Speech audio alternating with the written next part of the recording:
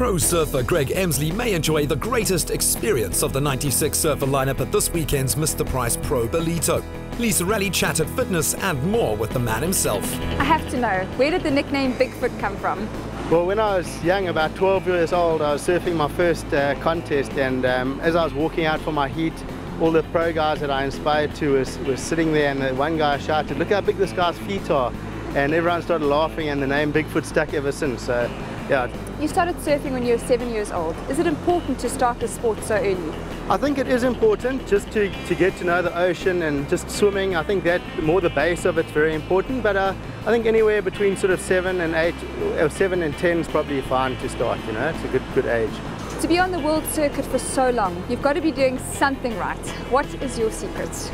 The secret for me was never really being pushed by my parents. Obviously I had the support, but it was more just something I wanted. I wanted to surf, I wanted to train, and I think the biggest things I always looked at was, for me, SSA, which was skill, you know, strategy and attitude, and I always sort of ticked those boxes. How am I doing in those fields? And I think that's what sort of kept me ahead of the other guys. You've surfed in some of the most exotic, breathtaking places in the world. What stood out for you? I love going to Indonesia, the Mentawai Islands. You're on a boat for 2 weeks and you're just surfing all those beautiful breaks with lovely sunsets and amazing clean water.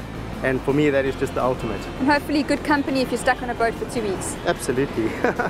To be great as a surfer, what kind of training program do you follow? The number one thing is, you know, to be a good surfer, you've got to surf a lot, you've got to get in the water. And then a bit of cross training, you know, you definitely favor one side of your body, so just sort of watch that stuff, and a lot of stuff like cycling and, you know, a lot of swimming, and then just your sort of core muscles, work your stomach muscles and stuff like that. It's very important. What is the most important aspect of fitness in surfing? The most important thing is probably just being able to paddle hard, like being really strong with your, you know, your core, and being just, your arms need to be strong. You need to be a good swimmer basically, and you know, you got to fight a lot of rips, and in competition there's a lot of hustling, so you got to be ready for it. I think I know the answer to this one, but who in your book is the greatest surfer to date? Definitely Kelly Slater. He's proven it time and time again, so there's just no one comes close to him. What unique qualities does he have that makes him so good and so special? I often, you know, years on tour, I asked myself that same question, and I used to like watch the stuff he did, and he kind of seems normal, he seems pretty human, but you know, he just, everything he does, you can see revolves around surfing.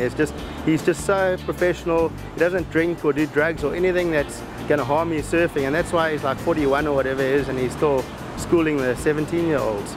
Well, thank you so much for your time, Greg, and keep being the pro buddy that you are. Pitting skill against Mother Nature takes courage and perseverance. Most times Mother Nature will win, and a salty bath is definite. But occasionally, when things come together for a rider, we can witness something spectacular.